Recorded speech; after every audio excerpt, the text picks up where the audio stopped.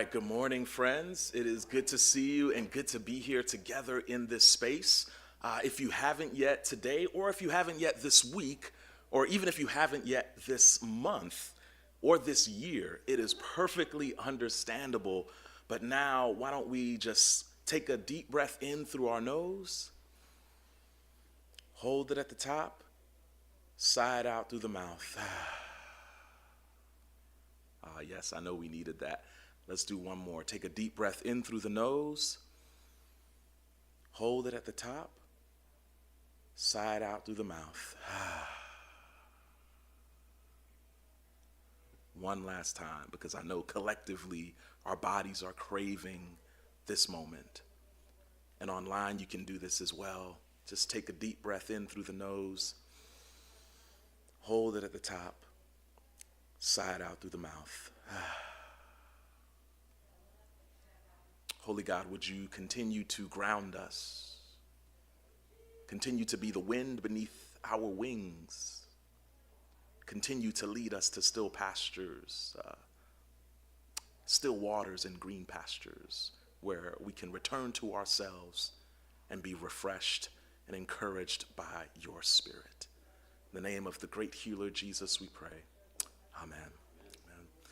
I do that exercise because in this moment and in this season, I don't know if you've been paying attention, but things are just a little bit wild this year. Am I right? Is it just me, or are we living in just a different season of time? Even though we've been in spaces that are similar to the space we find ourselves in, I find that there's been quite no time exactly like this one. And as we enter this unique season, I believe it's going to take the wellness of our nervous systems to navigate where we are. Our nervous systems and our bodies have to be tended to in order to respond to the season of life that we're in collectively. We've got to take care of our bodies, and we've got to make sure that our bodies are grounded in calm and are grounded in wellness and not grounded in chaos and anxiety. So we respond to the chaos and anxiety that's happening around us, but it's important for us not to respond from chaos and anxiety. And one of the ways that we can do that is by grounding ourselves, getting in touch with our bodies, breathing, and allowing ourselves to be rooted and grounded in the sacredness of our breath. Amen. So that's how we get through and navigate these times. Another way that we navigate these times is by organizing, right?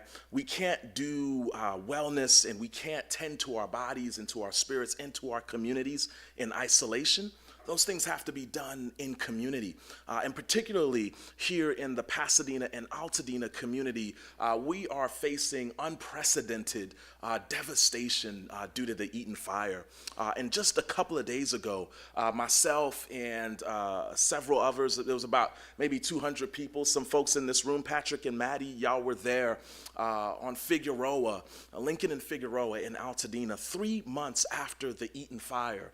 We stood in solidarity with our siblings who still had no power, no gas, wind damage to their roof, wind damage to their windows, and piles of smoke and ash in their driveway and in their parking spaces, and their windows are right next to that, and they're breathing in toxic fumes, right?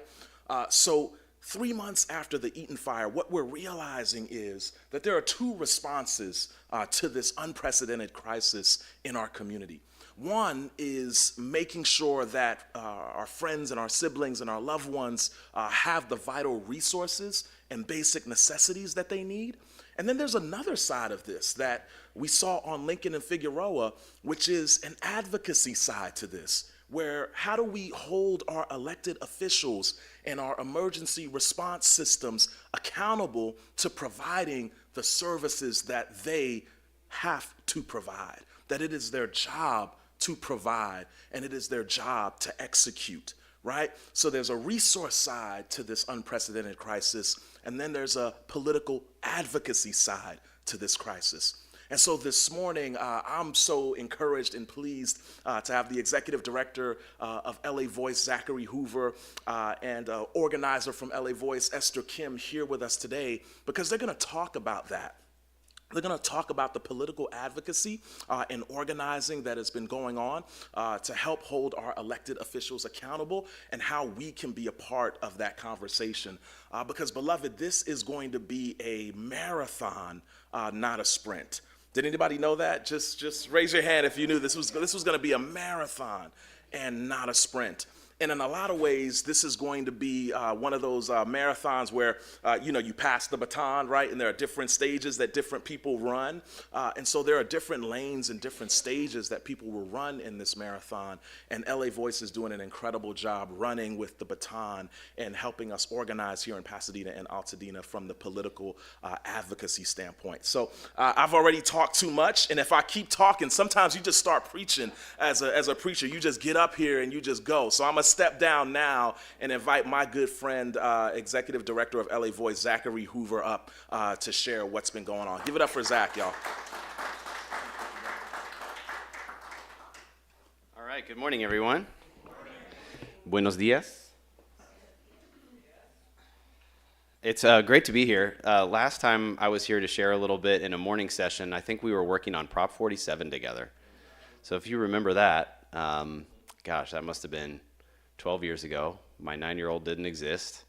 And that was early on in the fight for reforming the criminal justice system. And, we've suffered some setbacks on that front, but we've also made a lot of progress, so praise God.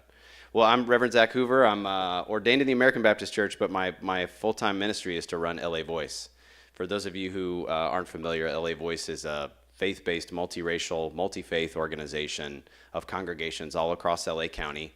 And our mission is to turn LA County into a place where everybody's really got a shot at abundant life, where there's equity and abundance for all, which I got that language straight out of Jesus talking about, I came that they might have life and have it abundantly. I believe in that promise here on earth as well as in heaven. And I actually attend just your neighbor over here, First Baptist Church of Pasadena. I've been there for 16 years. And we've had a partnership off and on over the years. I would say always a good relationship and sometimes a very effective campaign partnership with All Saints. So it's good to be back. What else should I say about LA Voice that might be helpful? We believe in the importance of people power, not the importance of our staff like Esther and Zach going into the rooms and negotiating on people's behalf, but instead really training folks up in the skills of community organizing and of shared leadership and using the organization itself as a channel for greater power and influence to achieve the ends that we want for ourselves and for our people. I've been organizing for almost 20 years. I started in Coachella Valley. I'm originally from Indiana and have just loved all my time in Southern California, which almost, I think at this point, might eclipse I think I've spent as much time in Southern California now as I did in Indiana as a young person growing up. So what I want to share a little bit about today is I should look at the camera too, huh? There's folks joining us on camera. Good morning. So what I want to share a little bit about today is how we at LA Voice have been responding to and approaching the question of what is ours to do in the post-fires moment. There is other work happening in the organization around immigration, around our long-term struggles around the housing and homelessness crisis, around the ongoing work to protect and reform the criminal justice system. So what I'm going to share today is just about the fire piece. And it's really focused on the impacts and the work that you all are so familiar with here at All Saints and with your neighbors and with your families and with your friends. So I'd like to share just a little timeline. And in a second, I'm going to ask Esther to come up and share a little bit about her experience early on. So we all know what happened on January 7th. And the very next day, much like many of us, like you all and like many other organizations, we started that immediate assistance kind of work. And for us, that meant raising money so we could give that to people or through our congregations to congregations that were handing out and helping out folks like you all did here. And that benevolence fund at this point has given away about $100,000, and we have a lot more to go because we just got a big donation into it, which is awesome. So people continue to need that kind of support. I know you all will continue to be engaged in that as well. And the number of congregations that are members, meaning dues-paying members, or partners, meaning have worked with LA Voice over the years, who were impacted by the fires is 16. So that's in the Eaton Fire zone, as well as Palisades, and actually one church impacted by the Hearst fire. So within those first few days, we figured that we've got 16 different congregations that we have a relationship of accountability and support with that have been directly impacted by this. St. Mark's, with whom we started to work prior to the fires, as you all know, congregation that you all birthed out of this church, obviously burned down. Masjid al-Taqwa, which we have worked with over the years, burned down. Methodist Church we work with in the Palisades, burned down. My church, we have 8 families that lost their homes. You all have dozens of people who lost their homes. And I knew Pastor Campbell over at First AME. We'd done some work together after George Floyd was murdered. And we reconnected, and he told me he's got 56 families who lost their homes. So, we know these stories. I don't need to repeat all this. Then we immediately did 2 things. There's an organizing principle that says, when in doubt, do a one-to-one. So when you're asking yourself, what should we do? You got to talk to people. Don't just sit there and try to figure it out by yourself, right? I'm sure that's what you all did here. You talked to each other and you figured out, what are we supposed to do? Well, as organizers, we go and we just go in and listen to people and we ask, what's going on for you? What's it like to be you right now? What do you need? What are you hoping for? What's causing you pain? What would be good? And I took the responsibility of doing that with our congregations, and then we had organizers go into the convention center here in Pasadena. Esther was one of them, and also Westwood, where folks were going from the Palisades fires, and really just listening. And we did over 150 one-to-ones in that first, I would say, 2 weeks. I just want to invite Esther up and just introduce her. Esther Kim is an organizer who's been, come on up, Esther, who's been on staff for, I know it's over 6 months because I count it based on when I broke my hip in October, and she joined us before that. So Esther is the organizer who's assigned to this region, and really excited about the work that she's doing. And she also was on the ground in the convention center, and some of you maybe have met her already in the work that she's doing to support the work in this region. So I just want you to share a little, I just want to introduce you, and Esther's the person that will be working with you all here, or already is, I should say, and have Esther share just a minute or two about what it was like to go into the convention center in those early days.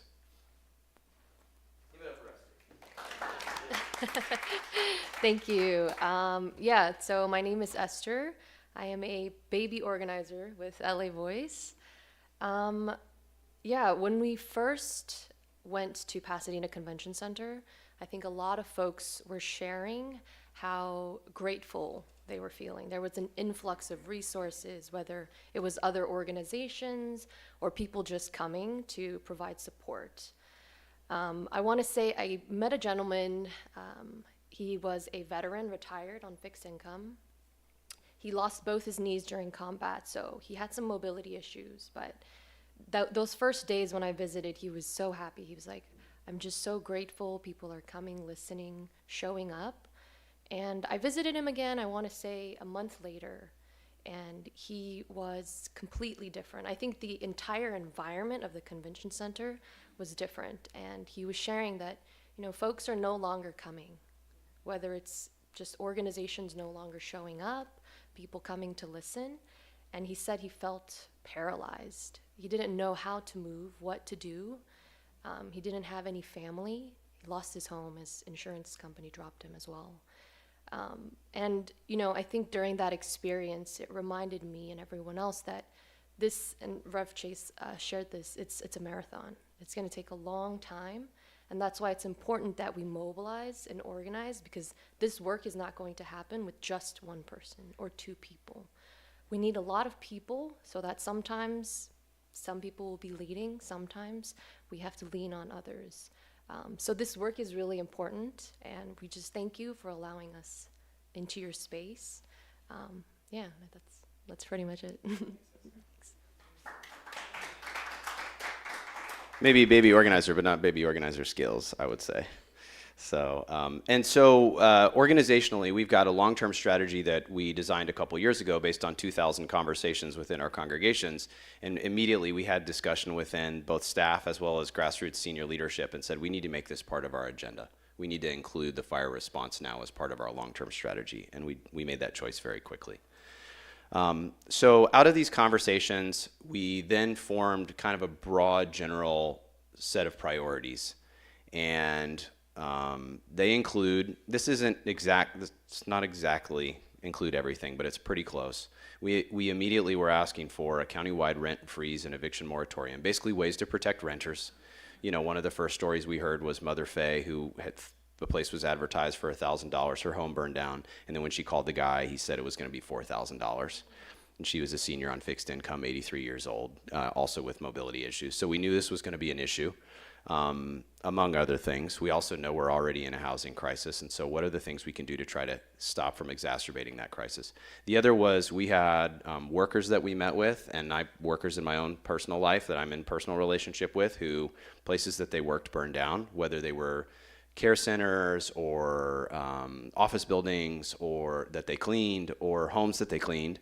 My friend Manuela lost two of her clients lost their homes, and she's trying to figure out how to replace that income. Medium, who shared her story at the gathering at First AME. So we know these stories as well. So we said, well, we need to be guaranteeing income for people, especially people who can't access FEMA or other dollars. In other words, undocumented workers.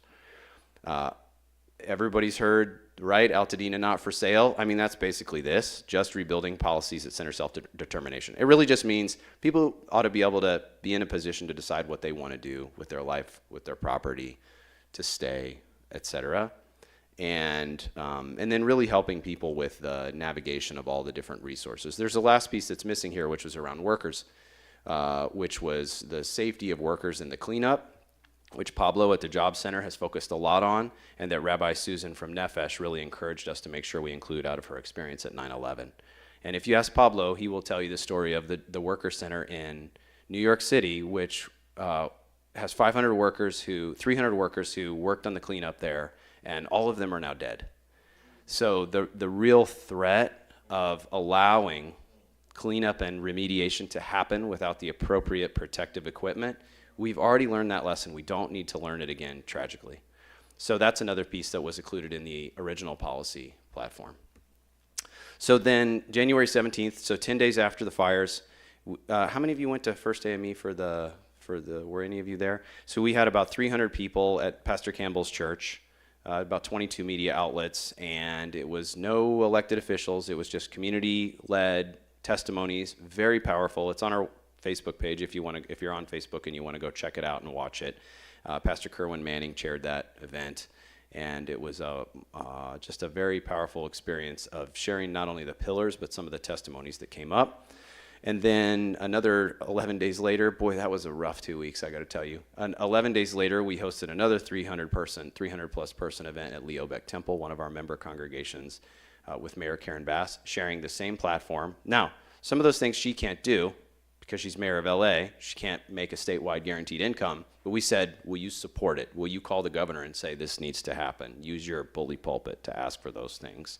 And we also attempted to really connect people from the fire zones. And it was very beautiful to see Shirley Wong, who'd lost her small business in Palisades and who has this kind of really wonderful American immigration story, and to connect with Donnie Kinsey, who's a member at St. Mark's, and for them to tell their stories to each other and to support and connect with each other. And my understanding is they're still in touch. So we're also trying to tell a regional story. There's a lot about like how Palisades and Eaton are different, and they are very different. 2,400 families in the Eaton Fire Zone are under 200% of federal poverty line, about 500 in Palisades. That's a big difference in numbers. There's also 500 families in the Palisades under 200% of federal poverty line. So kind of reminding ourselves that there are things we need to do regionally, and if it gets isolated, we're not going to win what we want to win. I had a pastor in one meeting say to me, I'm here to fight for Altadenans. Why do I need to connect with the Palisades people? And I said, can you win anything in Sacramento with one senator and one assembly member? The answer is no, nothing. And you cannot win anything with one county supervisor either. So we have to be organized to channel our power in effective and strategic ways to win the things that we want to win for folks in this fire zone as well as future disasters.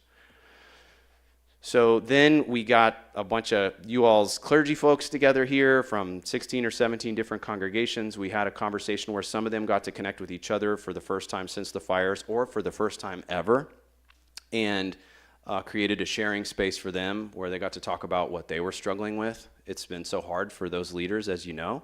They're carrying so much. And we also said, hey guys, we need to organize. There's big stuff getting decided, and it's going to get decided either with you or without you. And if we want to be part of it, we have to have an effective way to get to be at the table and be taken seriously as a group, because some of this stuff is going to have major opposition. Mortgage mitigation. Do you think the lenders are excited about that? Do you think the Apartment Owners Association is excited about renter protections? No, they're not. And those are seriously powerful opposition forces. So we started to have that conversation, and they said, yeah, you know what? Let's create a regional leadership team, a multi-congregational regional leadership team. And so that got basically blessed at that meeting. And then we had our first research meeting 3 days later with Housing Agency Secretary Tamika Moss. You may say to yourself, what's a research meeting? It's one of the key tools we use in organizing, where grassroots leaders and clergy create an agenda, create outcomes for the meeting. They figure out what it is they want to learn, who this person is, how much power they have, what they're in charge of, and they carry out that meeting. And so that was the first meeting. Oh, there's some of the media. That's Mother Faye on the, I guess it's on your right also. Yeah, okay, this is not mirrored. So there she is sharing her testimony. So yeah, we had then another research action with Nick Arnzen, who's the vice chair of the Altadena Town Council. Since then, we also had a research action with Senator Sasha Perez about multiple things, including a budget letter, it's not a budget bill, a budget letter requesting cash assistance for workers who cannot access FEMA dollars or other unemployment dollars, in other words, undocumented folks. And we also learned a little bit about her Community Opportunity to Purchase Act legislation. Do you all know what that is? It's basically, this exists in some parts of the Bay Area, and we've never been able to pass a statewide bill for this. But basically, it's a way of trying to keep property from going to the highest bidder. And it does so by creating an opportunity to purchase. So there's a set of approved CDCs, community development corporations or nonprofits, who do this kind of housing and land work.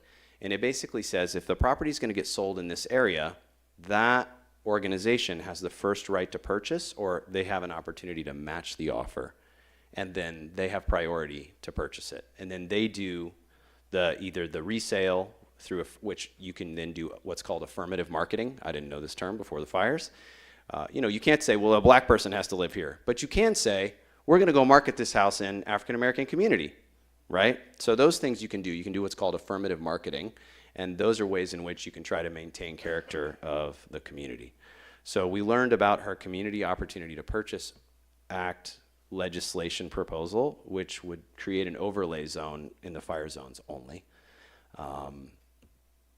And we had this meeting the other night. Also, the next day, we met with your new assembly member. Is it John Harabedian? John. Yeah, John Harabedian.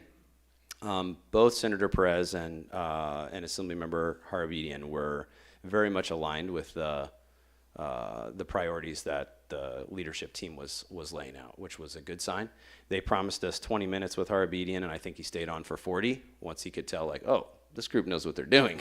So that's some of what we've been up to so far. And what we're really trying to do is get more specific and dig down into, of these priorities, how do you actually make them happen? And it's complicated. There's state legislation, there's county policy, there's certain executive orders that address some of these things, sometimes temporarily, sometimes for longer. And it's a lot to track. I have to tell you, my brain is so full every day. And I don't know, I mean, I've never been a guy who wakes up at 5 a.m. without an alarm, but I've been waking up at 5:15 almost on the dot every day, and my brain is already like, and there's a lot to figure out in terms of the different organizations that can come together with our government to deal with the land issues. Do folks know Jasmine Shupper from Green Line? Jasmine shared with me the other day. We finally got to connect. We've been hearing about each other for 2 months. We finally got it on the calendar. We talked for about an hour and a half the other day. She told me that she put together a list of the properties that have been sold so far, which is about, I think it's about 1% of all the properties. So it's still a small number, but most of the purchases are investors from Taiwan and China, which is exactly what we saw in 2009. Exactly what we saw in 2009 and 2010 on the heels of the crisis. So Assemblymember Harabedian shared some good news about a potential legislative thing, that proposal that may get challenged in court, but that they're working on that front. But I share that to say, we're in a fight. It's not, I mean, maybe I don't need to tell you this, but I repeat it everywhere. It's not playtime. People do not care if they think they can make a bunch of money off of this at all.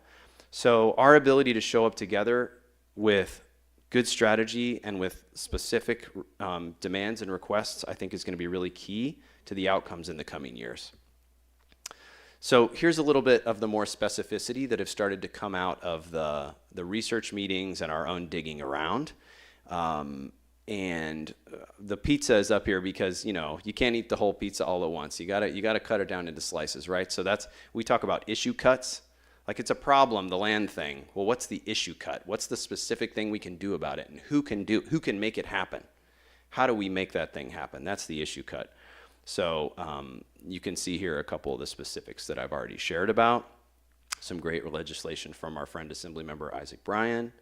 And I also saw Assemblymember Tina McKinner yesterday, and she talked about some other pieces that are moving that are very good. Assemblymember Harabedian's got a mortgage forbearance legislation that's very important for folks. When I've talked to an organization that's been in 22 different fire zones and that works directly with community organizers, 22 different domestic fire zones, what Doug told me was, if you don't have mortgage forbearance, ideally mortgage forgiveness, which is really hard to win, and some kind of emergency rental assistance, you're really going to be behind the ball. You're really going to be behind the ball. Currently, 2 of those are being discussed. There's not currently a proposal for emergency rental assistance. It's a real gap in the overall response. So the eviction protections are helpful. What Supervisor Horvath proposed and passed a few weeks ago to protect folks who've lost income due to the fires from evictions is really good, but it's also not enough. So let me just show you a little bit of also what we've been doing coming out of these research meetings, and hopefully this is helpful for your purposes too. And I think what I would say, my challenge to you all is, I hope it's the appropriate one. Reverend Chase can correct me if it needs to be something different. Is identify a few more people who can work with Reverend Chase with this regional leadership team, because we need more players on that team so that we can move the research meetings. We need to schedule this stuff as fast as we can, and sometimes somebody's got to be at work and they can't be on, or he's got to go attend to a funeral or to do a hospital visit. So I think we're really encouraging every congregation that's connected to this regional leadership team to make sure you've got at least a few people that are plugged into it. So then when Esther and I and our new director of organizing, who starts in April, Carlos Rodriguez, are working together with you all, you'll get an opportunity. You'll have the human power you need to show up appropriately and support the collective work. So here's a little bit the power map that we've started to do. You all know how a power map works? No. Okay, great. So this is like the middle, right? And on this axis, it's, are they against us or are they for us? And how strongly, right? So we could say, okay, on our values around immigration, President Trump is all the way against us. Just to make an obvious example. And also then this is power level. So the highest level is executive power. Like, you get to decide at the end of the day. And he has the highest level of power. So if we were going to put Trump up here for immigration specifically, he would go right there. The highest level of power, the farthest opposition, right? And so that's kind of how a power map works. It works really well if you have a specific thing in mind. So I probably need to be in here for the online, huh? So it's very helpful to think about specific issues. For example, a Supervisor Barger, depending upon what you're talking about, she might move, oh, that's cool. Let's do that. So depending upon what you're talking about, for example, Supervisor Barger or, well, not Tina, Supervisor Horvath, they might move left or right. Their power kind of might generally stay the same, but maybe you say, okay, well, what about renter protections? Or maybe Barger's not as supportive of that, but maybe for land banking, maybe she's supportive, and so we move her to the right. So you can kind of do this in your own head as well as with other people to try to understand what are the dynamics that are affecting the decisions that are getting made and who influences whom. Because we got to know where do we need to act? On whom do we need to use our power? And so these are all the folks we've done research, not everybody. This is some of the people we've done research meetings with, and this is our current draft power map. So this is generally for those priorities I laid out and some of those specifics that we've started to discuss. And you could see, for example, I already named California Apartment Association. In Sacramento, they've got a loud voice, and they don't like most of the legislation to protect renters. They really don't like it. They say, well, we can figure something else out. Let individual apartment owners, and that's funded not by your small mom and pop landlords, of which there are many in LA County, but by large corporate landowners. And they are the ones who pay the lobbyist, which means the lobbyist says what they want him to say. And also the Realtors Association, which doesn't mean your friend who's a realtor is against this, but it does mean that the lobbying arm of the Realtors Association is against some of the things that I laid out that we know can help people, okay? So they're against the COPA bill. They don't like the idea of community opportunity to purchase. There's no realtor involved when that happens. So that 5% that goes to the realtor when you make that sale, that doesn't happen when the property gets bought by a community development corporation. So they're like, well, that's opportunity that our folks are losing, so we're going to fight against that. And then here are some of the folks we've met with, right? So you've got anybody know who Rivas is? He's the Speaker of the California Assembly. So he's the head honcho of the Assembly. And McGuire, Senate side, Senate President Pro Tem. I don't know why he's not just president. I don't know why they have such a weird name for that. And then you've got 2 of your supervisors up here. You need 3 to win anything. And here's some community folks. So Prophet Walker, he's got an idea for how the redevelopment process can happen that helps to preserve the character of Altadena, as we say these days. Lori Gay from Neighborhood Housing Services, she's got some work she's thinking about and a long track record of doing development and work with and for communities, particularly low-income communities. Secretary Tamika Moss is at the Housing Agency. Here's Jasmine at Green Line. So this is a helpful way for us to think about how are we going to attack these problems. And with whom will we work and against whom will we work and how.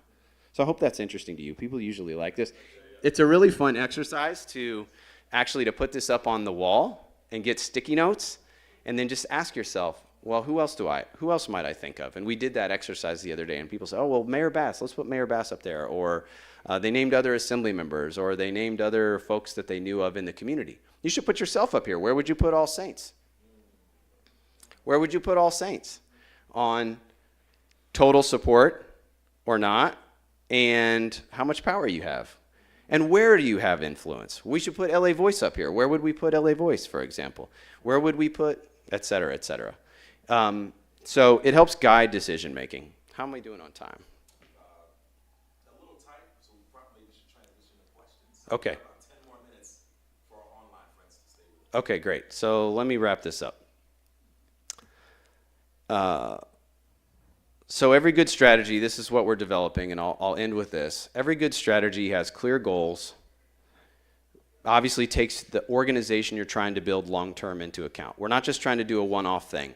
Wielding power is something you do over time. We've seen the conservative movement do that very effectively. It's part of why they are where they are right now, because they've had a long-term strategy involving hundreds of organizations to move things in the direction that they want. You got to have a power map. In other words, you got to figure out who your targets are. Who are we targeting for power, for using our power? And then you got to come up with some actions. So there was an action this week at the Day Laborers Organizing Network, and there's going to be more to come. We are currently planning 2 things that I want to make sure is on your radar. One is a Sacramento Lobby Day on April 28th. I don't know if Rev Chase is able to go, but you all can certainly send a contingent and And then we are envisioning also a large action. The clergy talked about a mass action at the entrance to Altadena sometime in the next 4 to 8 weeks. I think we don't exactly know the timing, but I think we know there needs to be a big mobilization in order to keep people's attention on this. So y'all's work to do is organize yourselves so that you can show up more powerfully, move up that power scale alongside other congregations, and yeah, we'll keep guiding this work as we proceed. So that's all I've got to share for now. Okay.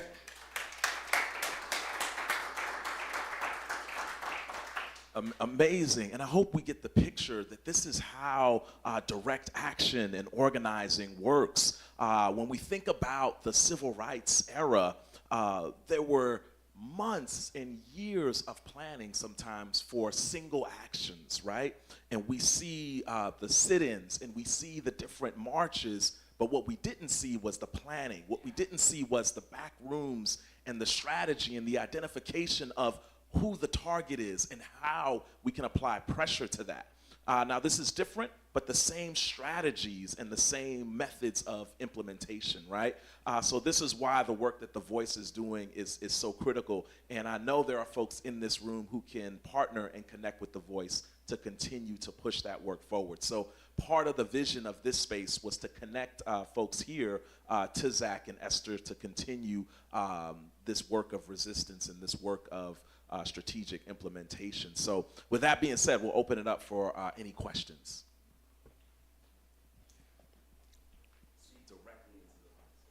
Okay. So I went to a meeting just this past week at a local church, and they talked about Supervisor Barger's, I forget the name of it, but she has started a special committee for Altadena recovery. And there was some concern that it's been about a month and people haven't heard anything about what it's doing. And apparently they're still looking for a CEO. And I was just wondering if you knew about that group and what's happening with it. You just gave the best report on it I've heard, which is really? what's going on.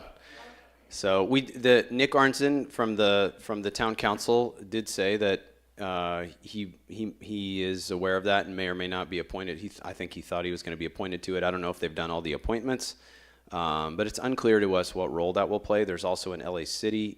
The LA City has just started theirs, and then apparently the governor is also going to start one. And then there's also an LA County Blue Ribbon Commission, which is looking at the county as a whole, and which has already started its work with the Luskin Center researching rebuilding. So there's a lot of that. I think my takeaway is that makes it even more like we need to tell them what the priorities are. Yeah. Thank you for being here today.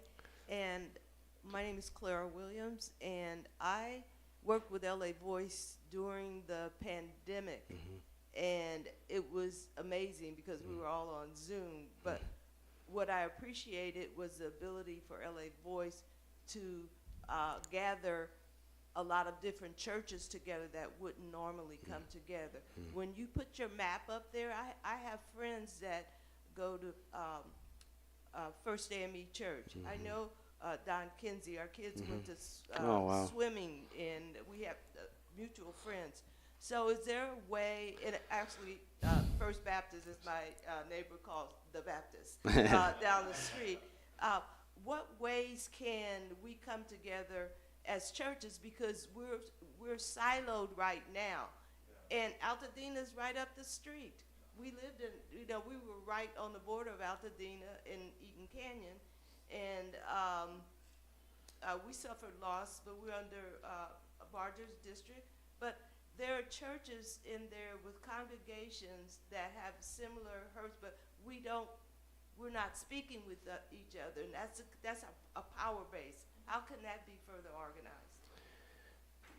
The short answer is that is what we're attempting to help people do. And not everybody's at the regional leadership table. There's about 16 congregations from this area that are, but there's some who aren't, or they go to the other LA Voice meeting. I think there needs to be just more intentional connection, which is what you're saying. So I'm just agreeing with you, really, like you just gave the answer. And I think that can happen between lay people. if you know somebody at one of these other congregations, it doesn't have to be, pastor to pastor or rabbi to pastor. It can just be, hey, I'm going to call and check in and say, hey, by the way, are you aware of this regional leadership team that's faith-based, that's working together towards some of these solutions? And just see what they say. So I know at St. Mark, where Esther is also assigned, they're going to do a congregational report back led by the young people that are part of the regional team with Pastor Carey.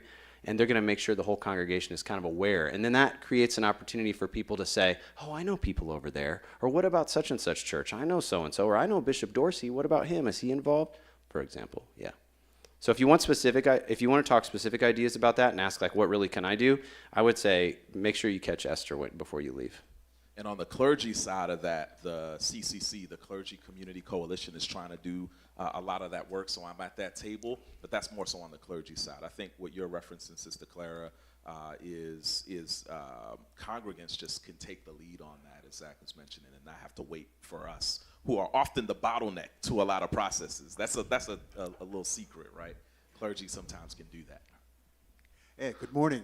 So great to have you this morning. I Thank really you. appreciate it, and what a lesson that you presented in terms of the grassroots organization and organizing skills that we all need to really have. One of the things that I saw that's so complicated about this issue is that there's these top-level things that you've talked about which are political, right? Which are also, the public works and housing that are dealt with on the city level. But one of the things in terms of the survivability of the community is that individual level of people making a decision about what I'm going to do with my life in this tragedy. Mm-hmm.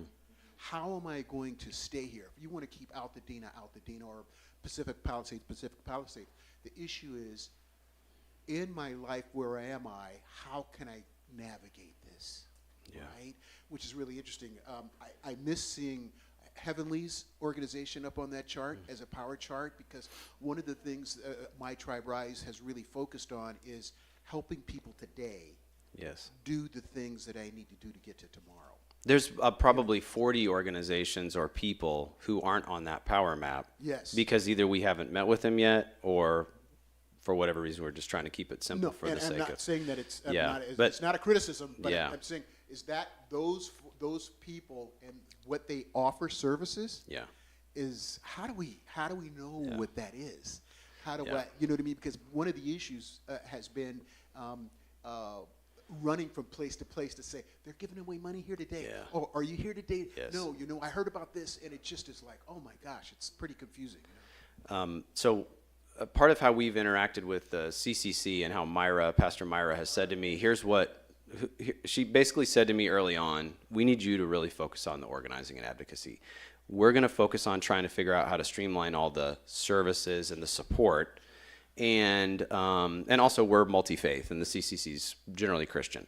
So I think there's more work to do to me, there's an opportunity that we've not figured out yet, which is there are a lot of organizations, even your own congregation, that's done.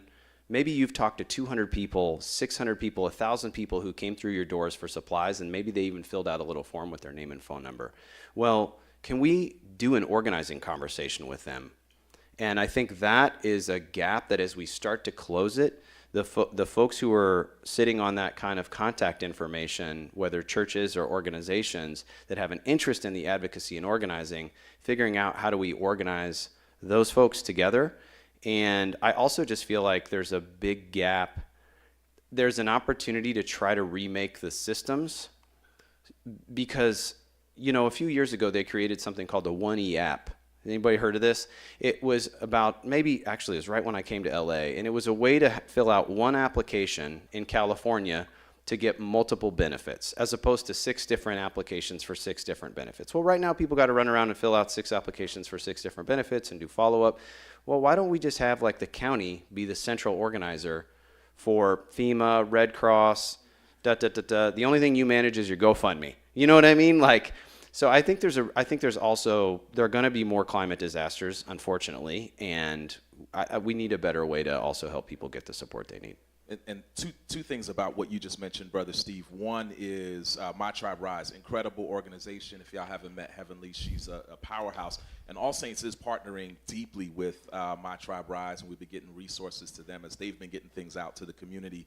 And the second thing that you mentioned, and Zach, you outlined this really well, LA Voice, is focusing more on the political advocacy side. But just in the last week, I don't know if some of y'all saw this in the paper, but at the Rose Bowl, the Eaton Fire Collective was kind of announced and birthed. Now, the Eaton Fire Collective, what it has been over the last 3 months, it has been a meeting every Wednesday of leaders in the Pasadena area. I've been on that call every Wednesday morning. Day one, right across the street, that started as an All Saints ministry. Some of y'all know Day One.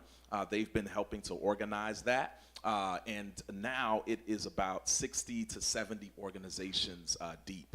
And it's all about the resources and the basic necessities that folks need in the community. And one of the things that the Eaton Fire Collective is working on is an aggregation of all that data and all of those resources that you mentioned, Brother Steve, so that you don't have to know, oh, this is happening on Tuesday at 5, and when is this happening, and when is that happening? And so we've got folks who, that is their skill set, who are going to be populating all of that data and putting it all in one map. Because that's the thing that we've been hearing. Folks just need one map so they can know how to navigate all those different spaces and places, because it's just so overwhelming to, number one, be in a place of grief, right? You're grieving in this season, and then to have to navigate 40 to 50 different nonprofit organizations, not to mention all of the things with insurance and all of the people who are out trying to, make this an opportunity for their profit, right? So it's really overwhelming. So the Eaton Fire Collective is working on that side to aggregate data and make things really a kind of a one-stop shop. And one of the first events that collective is going to be doing is actually happening next Sunday at, I believe it starts at 1 p.m. right across the street here at Day One and Thurgood Marshall. They're going to block off the street, and it's going to be a resource fair. So they're going to be architects, there's going to be gift cards, there's going to be bedroom kits, all of those things. There's going to be food that'll be given out here at Day One and right on Thurgood Marshall. And it's going to be the last Sunday of every month. And All Saints, at some point, we couldn't help host this one because it was coming up soon, but we're going to be hosting some of those on our campus as well. So we're working hard to try to aggregate all of that data, even while LA Voice does the equally crucial work of identifying elected officials and policy and structures to hold them accountable, because really we're fighting this on two fronts, right? And both are just critically important. So we're going to say goodbye at this time to our online friends. Thank you so much for joining us. Zach, what's your email at LA Voice for our folks online to get connected to you? I'm going to give Esther's. That's right. Give it up for Esther, y'all. Yes. All right. Our regional organizer. And then I have one closing thought, if All that's right, go okay. for So it. Esther is ESTHER, Esther at LA Voice, LAVOICE, like usingmyvoice.org, O-R-G. ESTHER at LAVoice.org. When we heard from the Lahaina folks, they said the first year is chaos, and just new challenges emerge all the time. When I called Rabbi Amy Bernstein from the Palisades, whose synagogue didn't burn down, but her home did, her and her wife's home did, and 300 of their 500 members lost their homes. We were speaking for a while, and she said, in a moment like this, vocation is sanity. So that's my message for us, to myself and to you today, is get focused on what you're called to do right now. And that is going to help you stay sane in these challenging times. And I really believe that's true. And if each of us tries to respond to where God wants us to do the thing that we're supposed to do, nothing more, nothing less, then we're going to get through this in a better way than we would otherwise. So thanks so much for letting me be here.